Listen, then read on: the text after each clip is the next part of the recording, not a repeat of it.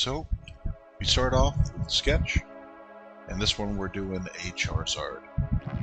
Simple enough, just doing the basics for what we're going to be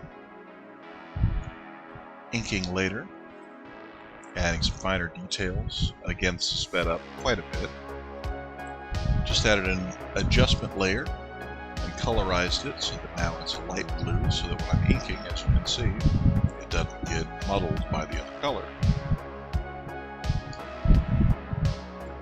Using a basic hard to soft brush, and I don't like the way that arm looks. We're just going to copy and paste the other one, turn that around. And similar to the way we did with the arm, we're going to do the same thing with the wing here, just to make it nice and symmetrical. Clean it up a little bit. There we go. So, last minute couple of details. I'm probably going to erase this later, so it doesn't really matter. Alright, now we're doing a base layer, adding the base colors for Charizard here. It's a nice light orange. And I'm just going to clean up little edges because nobody likes it when you don't color the lines.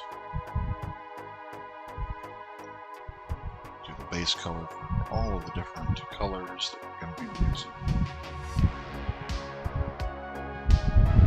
And now that I'm seeing this, I don't like that, so we're going to get rid of the lines for that. And now we're going to start adding some fire. Using our paint bucket, just fill the whole thing in, get rid of that black line we had before, make it look a little better. Now we're using some red. Try to add that line. Now this brush is a wet, drippy watercolor. I like it quite a lot. You get a really good, vibrant effect. We use the same brush to erase some of the highlights we had before. Make it look a little more natural. And now we're going to highlight and make a background. Now we're adding a shadow layer, which will also use the lack of shadows to make highlights for the fire from below. We're not actually going to do a highlight layer on this one. Just kind of filling it in so it looks like there's a little bit of a fire effect. And mind you, this is a very early into the stream, so it's kind of just a warm-up. Doesn't look too bad though. Kind of like it. Touching up a little bit, and there. We've got basically a completed Charizard. Next up, we're going to be working on Mewtwo. And he's going to be holding a sphere of power. Not really liking the way the hands worked, so we rearranged it a little bit.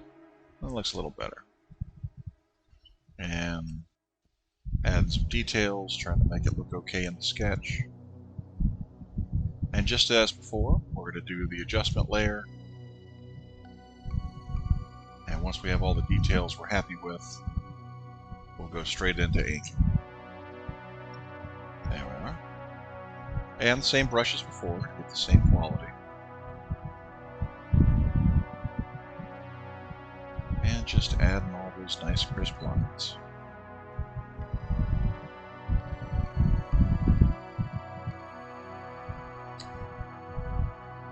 And not super happy with these fingers. I think I rearranged them a couple of times. Took a minute, but we finally got where we like. And it's okay. Mistakes happen. Gotta work through it. And since I want nice, clean lines, we're using the pen tool and filling with the path. Get these slightly thicker lines that we'd like, but they're very smooth and it's good for later use. So once we have our basic lines in, just as before, we're going to go to the base color. And we're going to select everything, inverse, and give a nice base dark gray. Kind of a mid gray, actually. But then add the purple, pupils, background. And we're going to start working on that little piece of power that he's got there. And try and darken everything around so it looks nice and highlighted. But since the background's not the only thing that needs that kind of attention, now we're going to start highlighting to show that that piece of power has a three-dimensional look. And we're going to add the highlights so it really pops. And once we're satisfied, we'll start adding shadows to add that extra layer of depth. And that first one's a little too dark, so we're going to go back. And when you're doing this, it's good to try to imagine what is and isn't being used. So, try to figure out exactly where the shadows would be based on the other parts of the body. Otherwise, it looks unnatural. That takes time, a little bit of practice. But you'll get it pretty quick. It's not that bad. So, kind of liking the way that's looking. Now let's add some effects to the inside. Get some lightning. And then we're going to put a darker line inside to make that lightning pop a little bit more. And that's pretty good.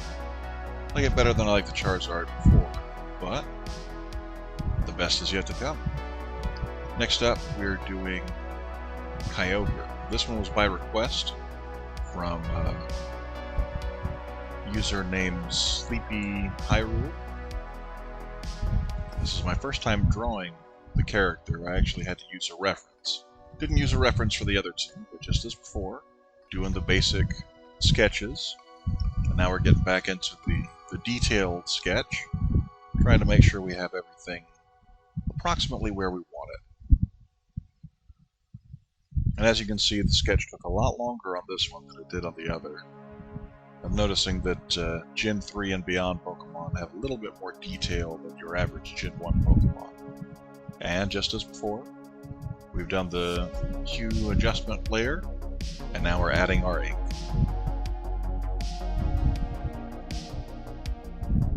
So, following the lines, trying to make it as smooth as possible.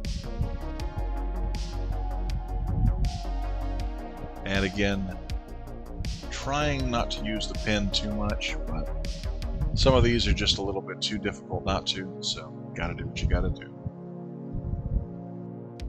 So, pinned on the outside of that line, but did the rest by hand.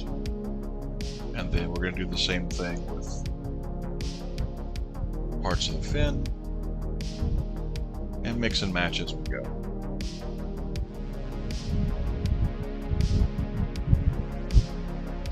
And now we have the little fin fingers, or whatever you want to call them. Pinning the end of that, and then filling everything in. And doing the same for the other side.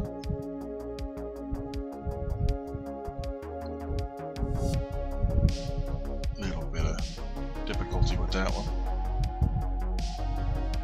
But, gotta keep on trying.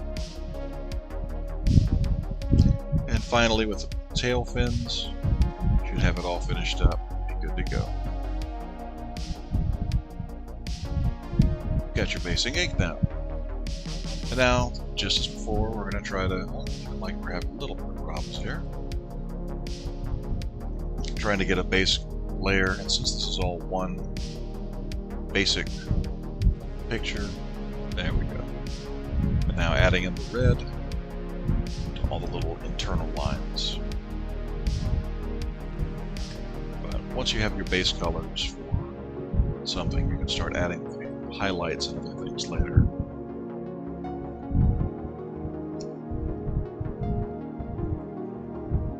So, base colors are completed. Now we're going to add the background.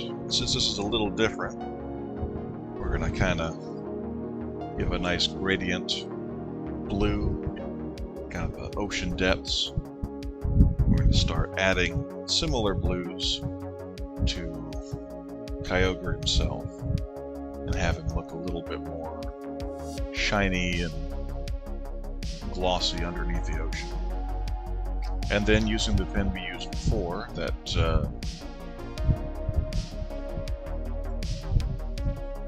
the drippy watercolor with a drippy brush, we're going to start adding some water effects. That looks pretty cool. And again, we're going to use the same brush as an eraser to kind of get rid of some of this because it is looking a little too busy. So now we've got a pretty nice completed work. And just fill in some of the last minute ink because there were some imperfections somewhere along the line. But that's number 3 down. Last but not least, by request by the same user, we're going to do a Giratina. I think this is the first time I've ever drawn a Giratina. So again, had to use a reference, but we're going to make this one a little bit more unique and have him strutting the stuff, doing his own thing. Base layer, again, is going to be your basic sketch. Then we're going to the detail. And once you've got a sketch that you're satisfied with, and this is a very complicated little guy, once you've got that finished, it's time to adjustment layer and start inking. So, using the same brush as all of the other ones, we're gonna try and ink this bad boy and have him ready for the base layer, base colors, all that good stuff. Now, I kind of messed up with the lines on the interior where it's right there on the chest, so I will go back and correct that later, but I was trying to get it done as quick as possible. This is about 2 hours into the stream, so needless to say, I was a little tired and ready to try and finish up the last one. But we'll have it done here in just a bit. So, got our base ink basically done. So, it's time to start coloring. We're going to use kind of a dark brown. It's not quite black, but it kind of gets the same idea across. And then fill in everything else and get our yellows for all of those aspects. And then a nice dark gray for everything else. And of course, last but not least, for anybody that knows Giratina, we're going to start adding the red here in just a minute.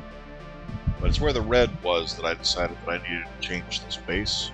So I go back, fix all that, and use a nice dark pen, or a nice thick red pen to get that color. So now we're pretty much where we want to be. And now, just as before, we're going to add some details for a background. And use our gradient tool a little bit, kind of get some funky stuff going on. And apparently I forgot the last one of the back foot, because of course I did. Then we're going to create some craters using the gradient and the lasso tool. So, making some cracks in the ground, and then some little bursts of energy coming up out of it. And then we're going to go back to Giratina himself and try to highlight him a little bit after we darken those background cracks to make them look a little bit more, I don't know, ethereal. So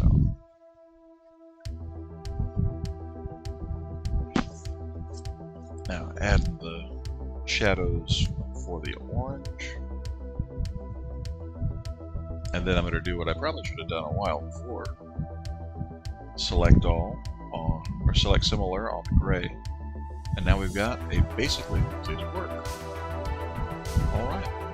Well, that's it for this one. I'll see you all in the next video. And again, make sure you check up on your friends and family, make sure they're doing okay, and we'll see you next time. Have a good one.